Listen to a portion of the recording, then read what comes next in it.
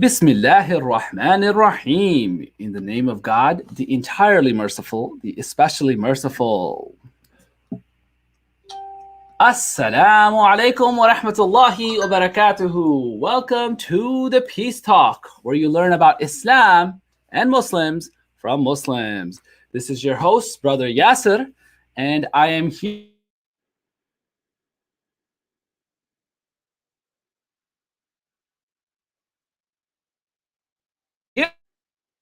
today. Actually, today in our special program as well, too, we have a guest joining us from the East Coast. We have Imam Khalid Fateh Griggs. Assalamu alaikum, Imam Khalid. How are you? Wa alaikum salam wa rahmatullah. Alhamdulillah, I'm great, and you? Alhamdulillah. Praise the Lord. Praise and thanks belongs to Allah, God of the universe, and everything is good, first and foremost. So today's topic, as you guys have seen on the thumbnail, is the journey of Malcolm X, from darkness to light. And just before we get in, some housekeeping. If you guys have not been watching, today is the 95th episode of the Peace Talk. So feel free to go back and take a look at the 5 pillars we've covered, the 6 tenets of faith. A couple of weeks back, we talked about, everyone was off from school. We talked about Martin Luther King. And since then, I was like, yes. We talk about the civil rights era. A lot of times in school, we get introduced to, this era, and we talk about Martin Luther King Jr. with barely a paragraph or no mention of Malcolm X. And even when he is mentioned, it is under the light of radicalism or an association with Black Panthers, or, even up until this day right now, documentaries are being released recently on Netflix on who killed Malcolm X and what's his story and his journey. But inshallah today, before we get started, I know we have Imam Khalid here and Sheikh Yusuf. I just want to do some things, letting you guys know. This platform is brought to you by Gain Peace. Gain Peace is a dawah organization, a department of ICNA. Currently, Imam Yusuf and I are based here in Chicago. And Imam Khalid, remind our viewers who have not, maybe not familiar with you, where can they find you? Yeah, I'm actually in the Twin City of Winston-Salem, North Carolina. North Carolina. So yes. That's with Sheikh Abdurrahman, correct? Yes. He's right down the road from me. About 70 miles in Charlotte, North Carolina. Oh, yeah. So we had some news in Charlottesville, North Carolina, haven't we? No, not Charlottesville, Charlotte. Oh, Charlotte. Okay. Yeah, we don't claim Charlottesville in North Carolina.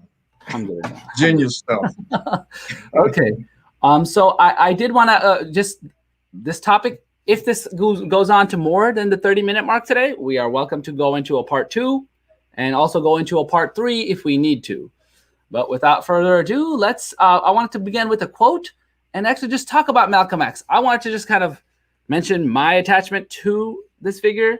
Every time in high school, I had to write about someone who affected American history. A go-to topic for Muslims, anyone reaching out there, should be Malcolm X.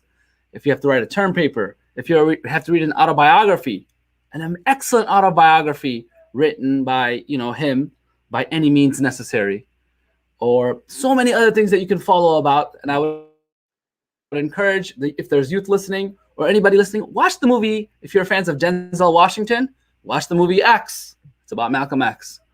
And just if any parents are watching, it is rated R, because the beginning parts of his life are not very clean, but the message is there. It is there. How can a person who went to jail, was a womanizer, had substance abuse issues, what solutions did he find? And then, if we have to talk about the Nation of Islam and how Islam sometimes grows different when it's cut off from the mainstream discussions, and how, more and more toward the end, after he figured out the solution to everything he was looking for in his life, we're going to get to that. So that's a little bit of a preview. I speak way too much. Now let's give it on to our sheikhs, inshallah. By the way, if you would like to know a little bit more about our sheikhs, in the descriptions below is their information. I don't want to spend too much time on that, but let's get started, inshallah. Imam Khalid or Sheikh Yusuf, if you want, I have a PowerPoint to give some structure, but have at it. We'll let Imam Khalid, who is our more distant guest, take lead, inshallah. Okay, very good. Assalamu alaikum again. First, I want to thank Gain Peace for allowing me to be a part of the Peace Talk. This is a very unique and interesting format, and I hope that, inshallah, Sheikh Yusuf Rios and I will be able to bring some greater understanding about the journey of El-Hajj Malik Shabazz, Malcolm X, from this darkness to light. I don't want to spend so much time talking just out of the blue, but I want to say that El-Hajj Malik Shabazz, Malcolm X, is a very transcendent figure, not just in the Muslim community. We're talking about an individual whose life somewhat mirrored the life of many inner city African Americans and inner city Latinos, in that the concentration of people in various areas, although Malcolm was blessed to have a father who been a part of, and mother who were part of the Garvey movement, and his father was very independent, a very independent thinker and a very independent individual. And this kind of spirit was instilled in Malcolm and his brothers and sisters by their mother and father. So what we find is that in spite of Malcolm's reaching out and going beyond the structure and the ideological training that he got from his parents, and that of having self-pride, being independent, following the doctrines of Marcus Garvey, Malcolm ventured outside of that cocoon, that ideological and social cocoon that he was nurtured in, and to taste the life of the urban environment, the life, the drinking, the smoking, the gambling, and these kinds of things. And so I don't want to get too far ahead. I'll just throw that out and then just pass over to Sheikh Yusuf there. All right, Sheikh, I want to actually ask you as well, too, moving on with this, that how is it when we look at his phase one of his life, Malcolm X, Malcolm Little, we talk about his father, his mother, his teachers, the structure that he saw then, and what he faced then. And actually, I just want to give a little bit more context to everyone listening. What year was Malcolm X born, roughly? And, what year did he, rahmatullah, God's mercy be upon him, pass away? It's not that long. Was it in the 1970s that he passed away? No, he was martyred in 1965. He was born in 1925. 1925. Oh, subhanallah. Yeah. And so he was martyred just a few months before his 40th birthday. Oh, wow, subhanallah. So, wow, before the age of 40, I just find that fascinating. And a little bit about his father. Did he come from his home, his siblings? Sheikh, do you want to jump in? I have a few remarks on that, but I wanted the Imam Khalid to touch on that. Okay. Yeah. Malcolm was the seventh of his father's children by their mother, Louise Little. Earl Little, the father, was a very strong-willed, strong personality individual. Malcolm's mother, Louise, was actually the secretary for the UNIA, Universal Negro Improvement Association of Marcus Garvey. And so Malcolm's father was someone that, because of the times in which he lived, he was a very strict disciplinarian. And he seemed to have been easier on Malcolm and harder and very much harder on Malcolm's siblings. As I said, he was the seventh of the children. And Malcolm said in his autobiography, and it was believed by maybe other siblings of Malcolm, that the father was easier on Malcolm because of his complexion. Earl Little was a very dark-skinned individual. And even though he had the consciousness of a Garveyite at that time, he had internalized some of the self-loathing that came from an environment, a racist environment, a caste and color conscious environment like the United States. And so he showed favor to Malcolm and was very brutal, oftentimes with his other sibling, and Malcolm's mother, who was a very light-skinned African American woman from the Caribbean, that Malcolm's mother was very light-skinned, and she was harder on Malcolm in his upbringing, as Malcolm and his other siblings would attest, much harder than the father. So there were some very interesting dynamics going on in the home.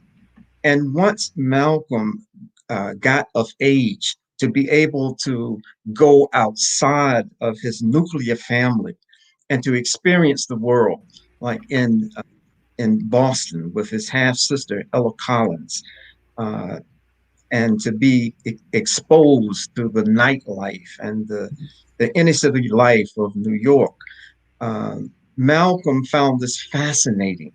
And it was not because he had come out of that environment, but he was attracted to what he had expressed as the realness of the people, that they were not putting on airs. They were not trying. He believed that the people in many of the people in these environments were not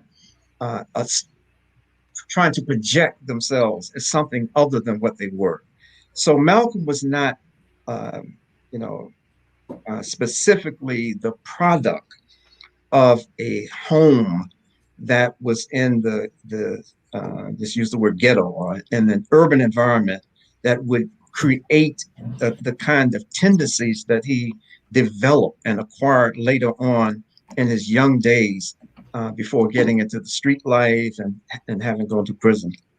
So I did want to mention, so basically his siblings, he had siblings older and younger. He Yes. was in a crowd. It was something that was very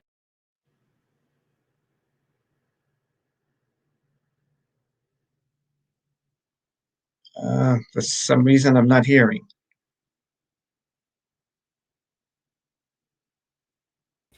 How about now? Can you hear me now? Okay, yeah, gotcha. Perfect. Yeah. So sorry, I think we just have too many things in the studio here. Can you still hear me, Imam? Yes, I can. So Malcolm was raised in a typical family back then. Now, I want to just highlight for our new Muslims and non-Muslims listening what we can learn from this story, because Black Lives Matter, police brutality, that era that Malcolm grew up in, still to this day in 2021, how much of that has changed? How much of what the problems that were faced back then, because especially after President Obama got elected and things like that, but from a Muslim perspective, the Muslim community had an awakening, like you could say after 9/11. You can also say the Muslim community then had an awakening, especially now after the Trump era. There was these phases that we see, and we thought we were in a post-racial America after President Obama. That race is something behind us. Right? So, hello, is that fixed? Yeah, hold up. Let me just say, is there an echo? Is that good? Imam Khalid, can you hear us? Sorry, we're just Yes, I can. Yes, I can.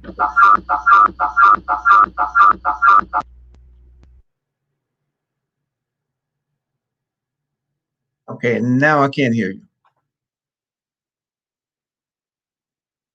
How about now?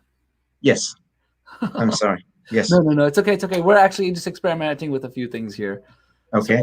So, anyhow, I just really wanted to take a look at from a new Muslim perspective, all of the struggles that he was going through. Where did he find, like, let's jump from the first couple phases of his life, right? Let's jump to when he got into prison.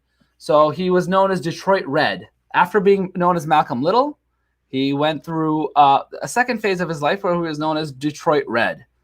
And so where did Imam Khalid, what city was he born in? And then where did he move to? And then how did he end up in Detroit? And why is there a university here in Illinois called Malcolm X? Yeah, very good. Actually, he was born in Omaha, Nebraska.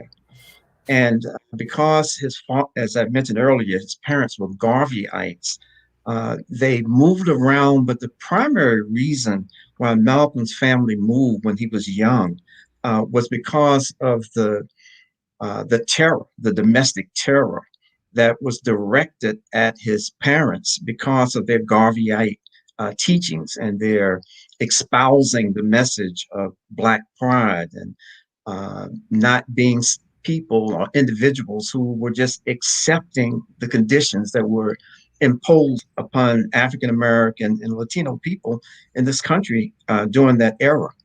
And so they were terrorized out of a number of places. One of the earliest remembrances that Malcolm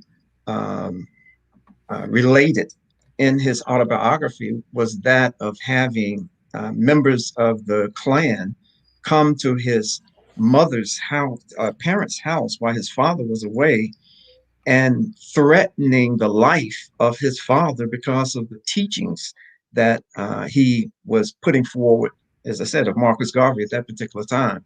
Mm-hmm. So they moved from Omaha. They moved around. It was primarily due to, as I said, the domestic terrorism. It was also they were moving also because of assignments that they were getting from the headquarters for the Garvey movement in New York City at that particular time. Malcolm actually getting onto the East Coast, though, was a result of his half-sister, Ella Collins, taking him in.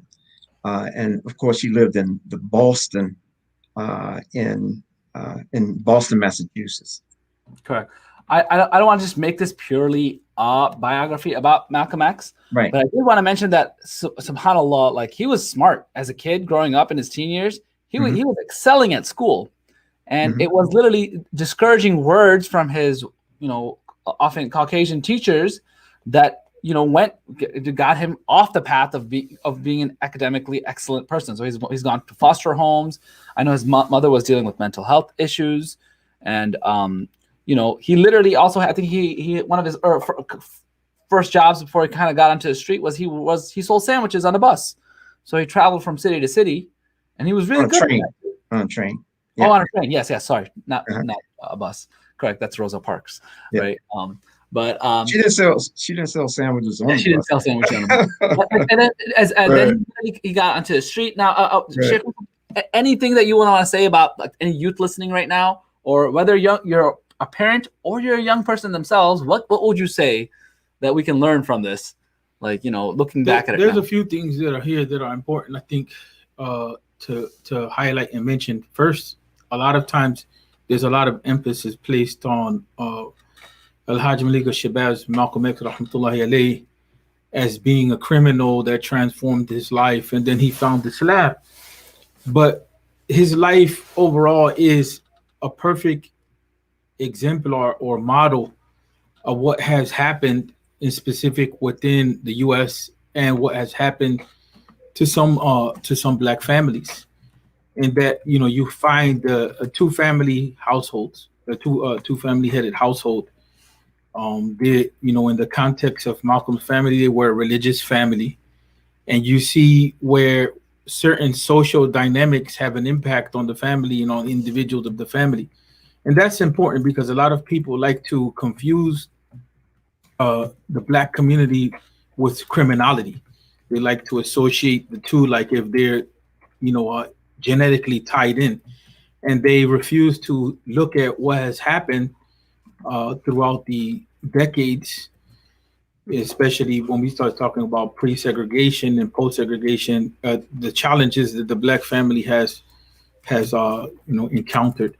So they were a religious family. They were a family that was together, and that was really typical of a lot of Black families in that time period. There's also the stereotype that is generated that slavery, that during slavery there was no family, and and then there's this idea of criminality. So there's this really negative definition of Blacks in that regard. And I think Muslims need to study that really well so that they can have a true understanding of the Black community and its contributions, and especially the dynamics that change people. So we see he came from a two-parent headed household. They were a religious family. They believed in economics. They believed in empowerment. They believed in many things that people who want to do well for themselves believe in, but they had that challenge of racism being accepted in the society, and violence being associated with their racism, and it targeted them. And so at the end, we find that Malcolm despite his religious upbringing, his father was a minister, and they had, like I said, a degree of understanding of the necessity for economic mobility or upward mobility. But that did, no matter what, whether it was economics or whether it was religion, none of that was enough to protect against the dynamics that Malcolm was facing in the society. And so, if you want to talk about what the youth go through, is they go through the challenge of dynamics that sometimes can transform them so much that they can be pulled away from their own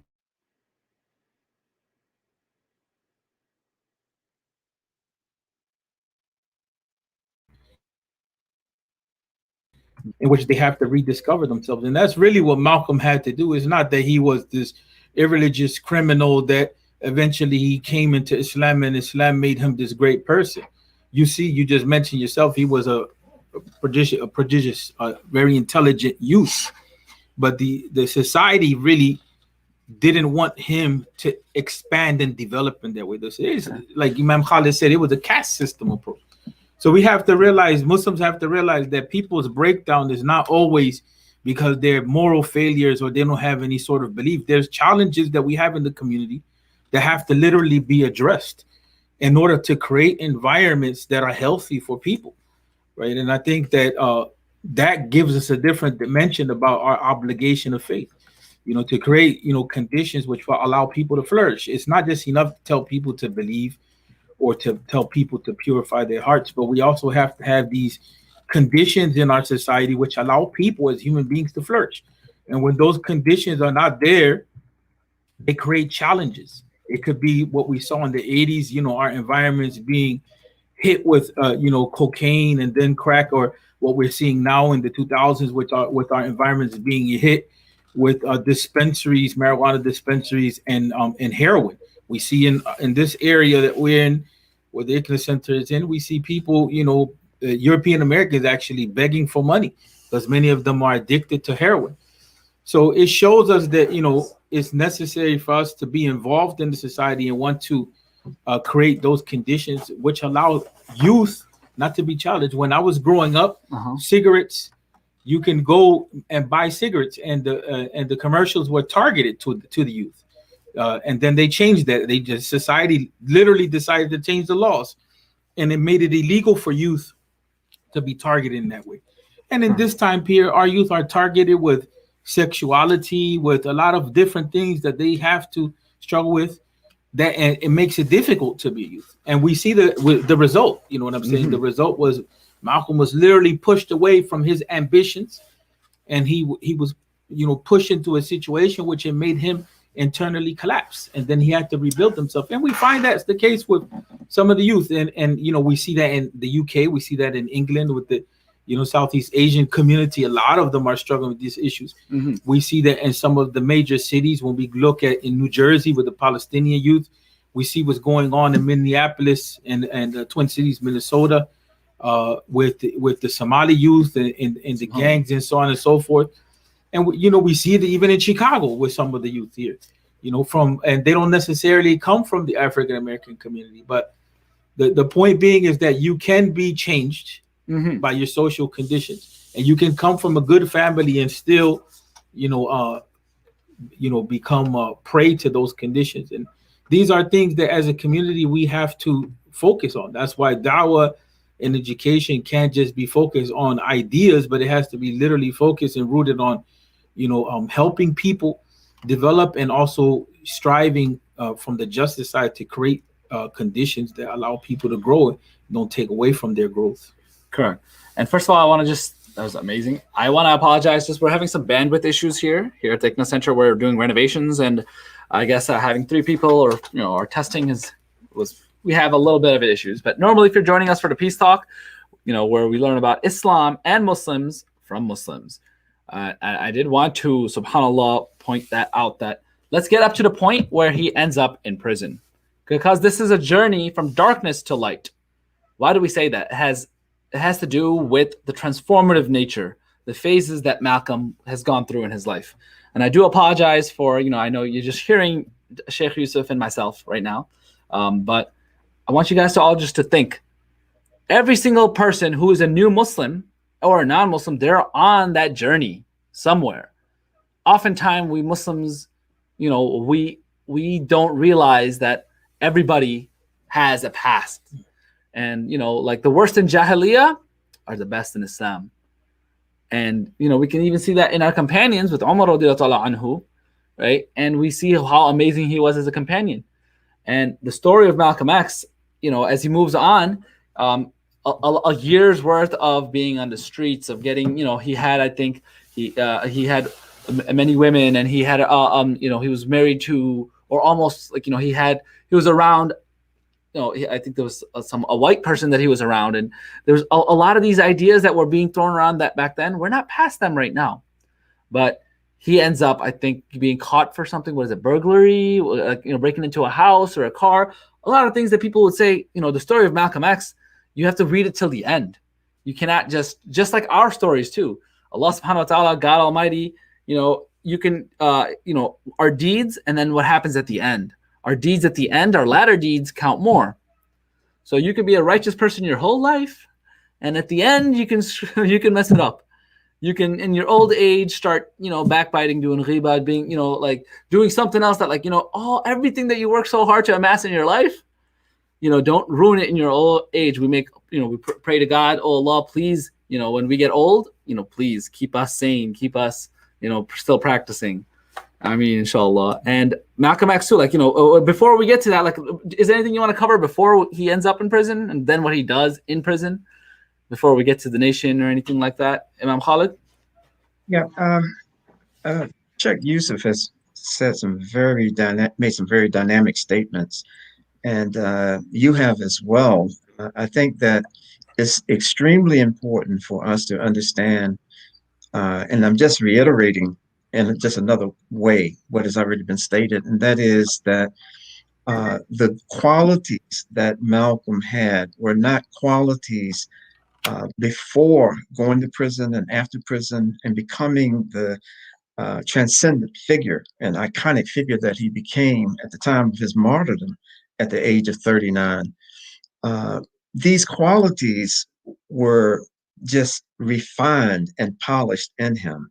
It was not through a process of osmosis that Allah slowed him down in the manner in which so many other inner city youth today have to be slowed down before they can actually find Allah, they can actually find God, because the demands, trying to keep up with the demands of the environment in which they live, the survival, and these kinds of things. Oftentimes, the young people become so preoccupied with trying to just survive and to navigate the difficulties that are in their way in these environments, that it makes it more difficult to concentrate on finding the guidance of our Creator.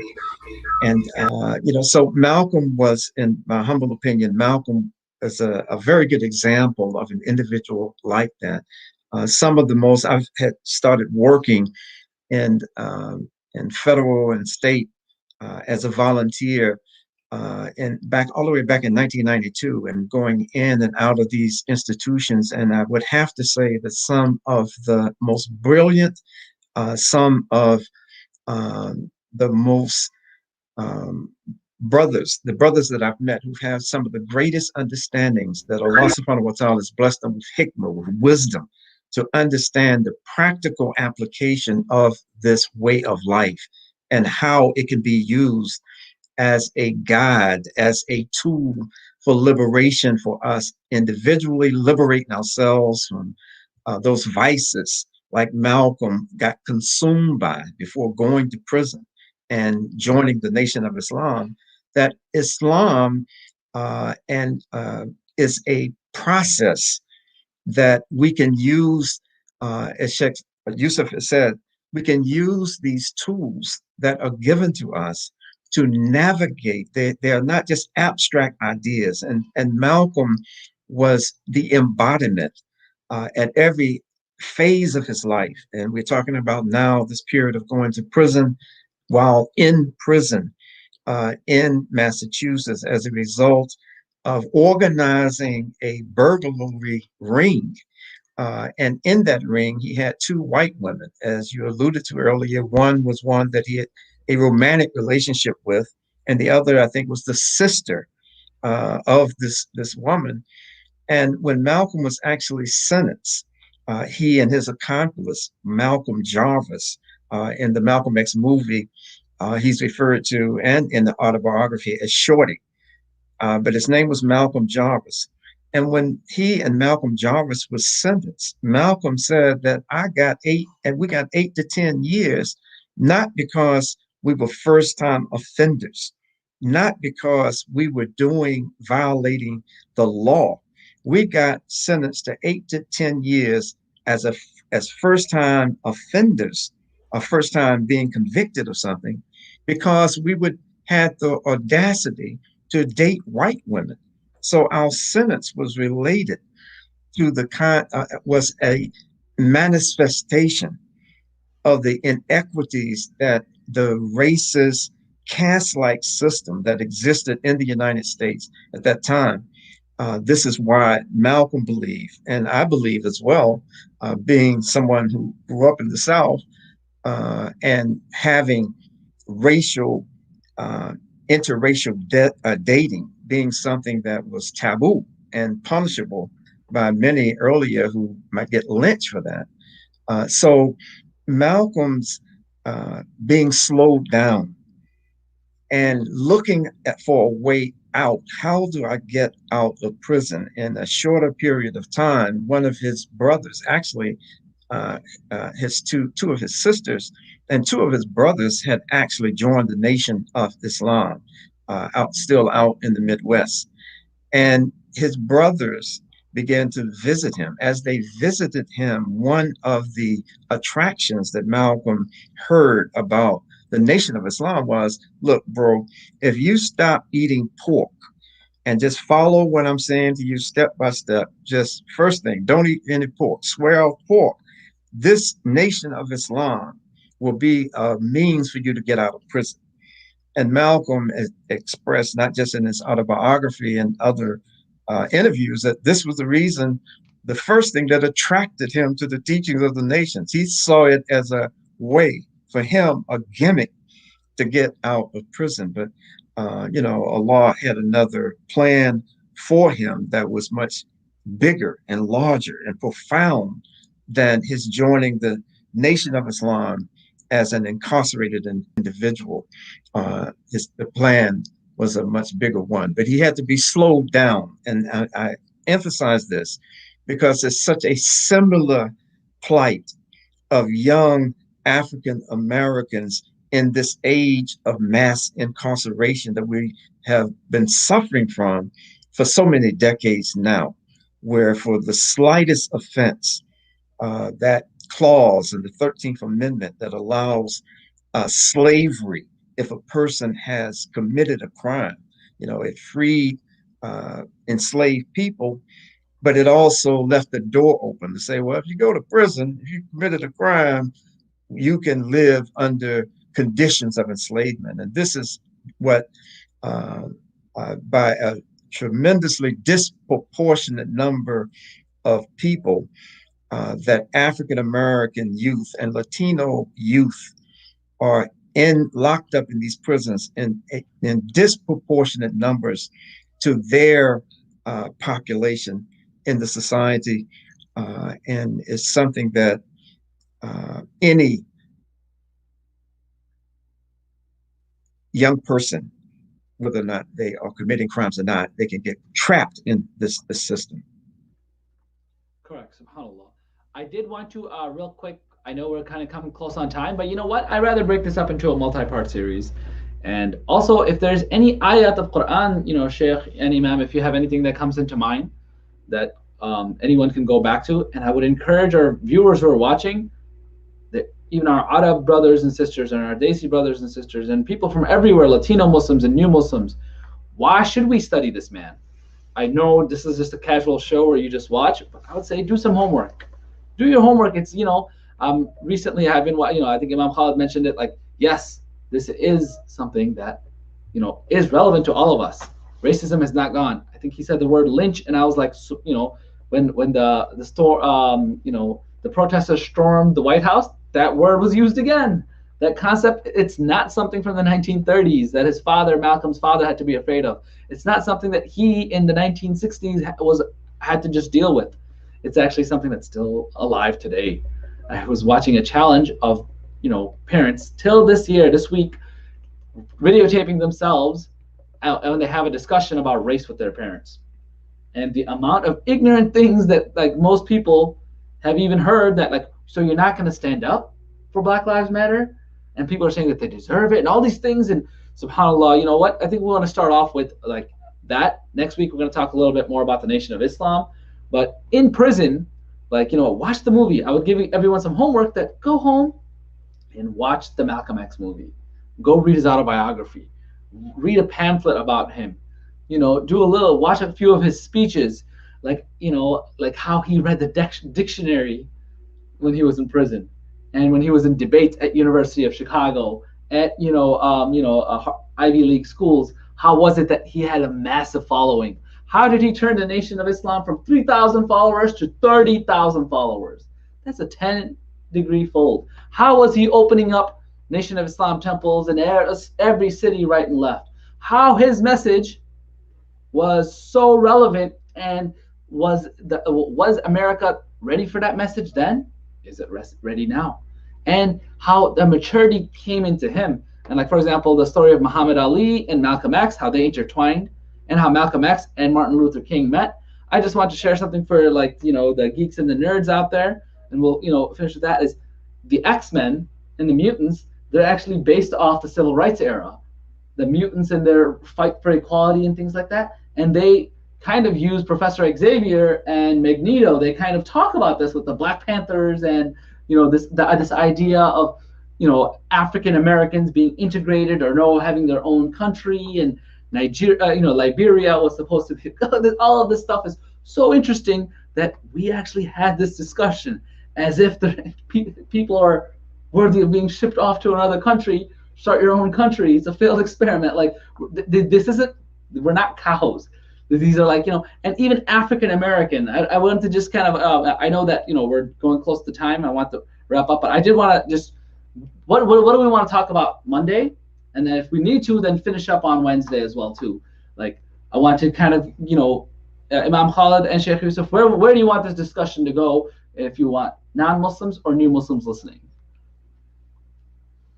So Imam, we'll start with you, Imam Khalid.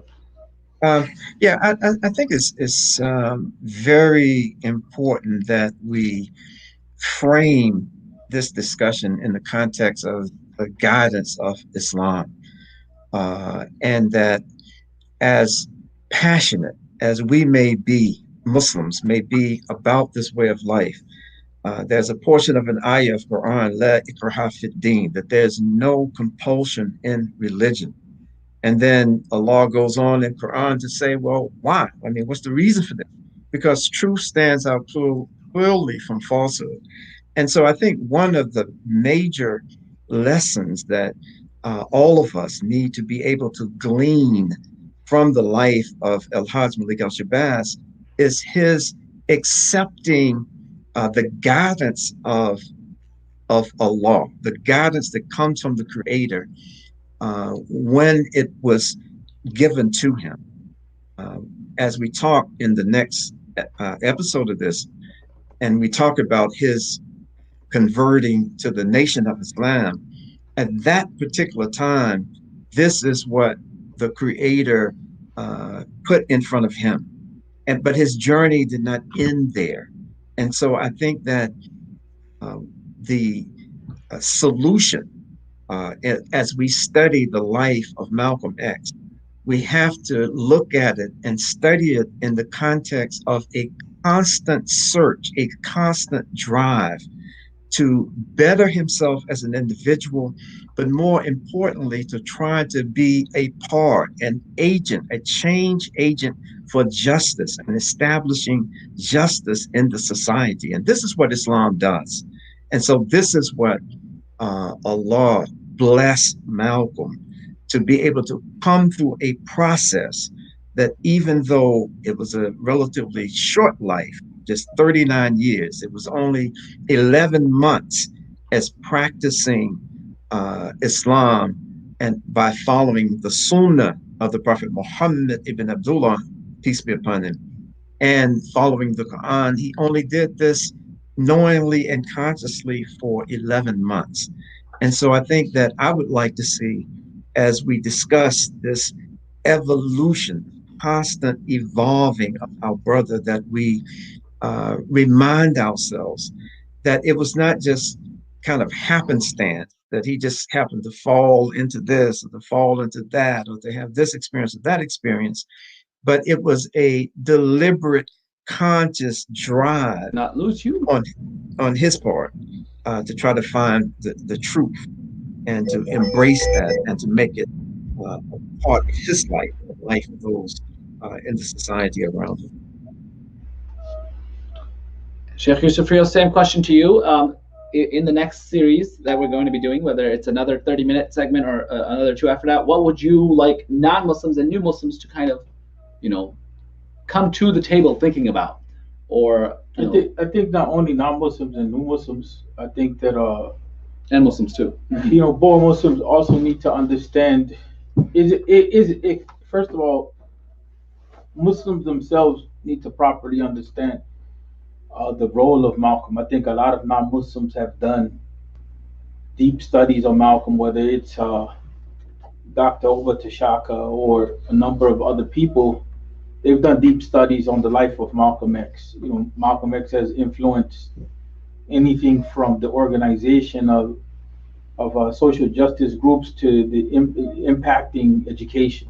And when we look at Black Studies departments, a lot of these concepts probably would not have manifested themselves. The importance of having, educational institutions which are studying and teaching, about Black culture, knowledge, civilization. If it wasn't for people like Malcolm X, he had a massive impact. He had a massive impact on Imam Jamil Alameen, who is one of our elder imams, who has been in the justice struggle for a lot. But I think that there's an element, first of all, the educational system, studying how education can either build or destroy a person, and the importance of people, doing a lot of development for themselves when it comes to education. Malcolm was an exemplar in that as well.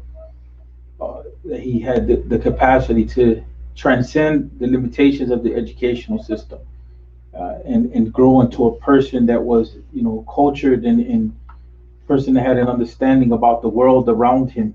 A lot of us Muslims, we haven't come into that understanding about the world around us. We're still stuck on what directly impacts us in the immediate, but we're not looking at the world as a whole, or we're not looking at how the world operates in those dynamics and the importance of looking at people's accomplishments in the world.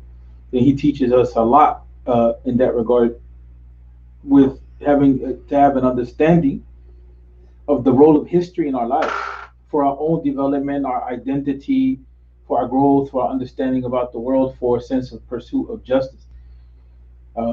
So that's one thing, is education and understanding the role of Malcolm overall. I think in light of revival of the deen, we have a tendency of not thinking that this part of the world has had any place in the revival of Islam, but Malcolm has revived Islam from a number of different angles, from the angle of the pursuit of justice to the universal brotherhood of Islam, to the understanding of Islam as being more than just, a habit of the heart or just prayers and to just be, purification of the self. If you look at Malcolm's life, he had clarity of belief. He had, community in mind. He had the pursuit of justice. He had a sense of renewal of education. He had a sense of the necessity for Muslims, especially, to have a really clear understanding of how they should deal with each other and how they should deal with others. So, and that's been lost. Malcolm, in his organization, it was two parts. The organization that he built for African unity. It was, one part of it was dealing with the Muslim internal unity, and he actually wanted the Muslims to be on a united front across the board. And then he had another organization to deal with the society, and in specific within the African American community.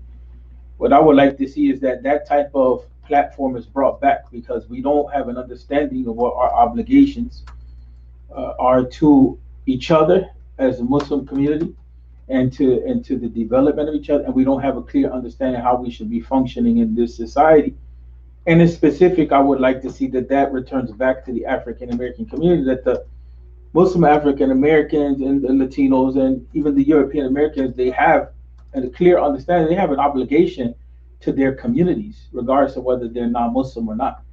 And Malcolm taught us all of those things. And I had a thesis running for a while, and I honestly believe that Malcolm has revived certain things in the deen, but he hasn't gotten the credit for that. So I consider him to be amongst the people of Tajdeed, or Mujaddid, the reviver of the deen. And if you study close enough, the evidence is there to be able to support that concept. If you look at the reality of his teachings, and when he pursued the issue of social justice, look at what just happened recently within this past year with the racial breakdown in this country. Malcolm was talking about that, long ago. So there's aspects of Malcolm's life that need to be understood properly. And I just want to leave with saying that there is an exaggeration, at least from what I've come to understand from elders and people who have studied Malcolm's life. There were certain parts of Malcolm's life which were exaggerated, like his criminality and certain things. That was exaggerated for impact and effect to a certain degree, to show the change. It was like a Dow moment. But if you really look at Malcolm's life, he came from a good family. He came from a good family. And if you really look at what he pursued, he really, continued the mission that his family had. A lot of people like to attribute all of his growth to the Nation of Islam and Elijah Muhammad. But Paul Robeson was another great African American leader, thinker, creative, as they call them today, who was deeply influential in Malcolm's understanding of the political world and the understanding of the world. And Paul Robeson was an amazing political activist. And like I said, he was dynamic in many of the African Americans at that time, from the Harlem Renaissance and others. And I would like for the Muslim community to, begin to have another understanding of the Black community itself. Black history is not only for studying these moments in history, but also to make sure that we have a correct understanding of how we're dealing with the Black communities in its contributions. And if we're able to do that, we're able to see another community that's very different than that community that's painted in our minds, that most of the times falls in line with a racist mindset. And that's not to accuse anyone, but we have to realize that we do see each other, and many times in a manner which is not appropriate. And that's part of, what we're called to in the Qur'an, to come to know one another. Mm-hmm. That's about it. But I would like to see that we see the legacy of Malcolm in that light, and also the Islamic movement. That's lastly a point to be said. The Islamic movement really has to return back to have an understanding that the African American community had a clear understanding of what movement is, and that we cannot have a healthy understanding of Islam in America if we continuously marginalize the Black community and marginalize the experience that it has had with Islam. And figures like Malcolm X, they come to, a point of maturity in which they teach us there's certain things that you can't ignore in this society. Certain things that have to be addressed, that any Islamic discourse, has to address that. Now, every community may not have their responsibility, but there's no doubt that the African American community, when it's dealing with its own issues, should not be accused of a treacherous nationalism or an empty understanding of Islam, or so on and so forth, because these things were part of how the Black community internalized Islam and applied Islam to deal with their conditions. And the proof that it works when Islam, when it's applied to the people's conditions, is his life, right? It's his life. So those are things that I think we need to highlight, and they need to be returned back to their proper place. Now, before we end off the show, I know we're going over time, but we're hearing great things from both Sheikh Yusuf Rios and Imam Khalid Griggs. But a question that gets asked a lot, actually, in the of dawah is the Nation of Islam. Maybe you want to leave this for next week, or if you want to address this now, Nation of Islam, and how does it relate to mainstream Islam? If any of you guys want to take that question. Yeah, I would suggest we do that next week, inshallah. Okay. That sounds the plan. So we have a question to start off with next week, and we will begin with the life of Malcolm right as he is getting educated in prison, and when he gets out, the years that he was with the nation, and all the way to Hajj. And then we literally almost can talk about like the last couple months of his life. That's where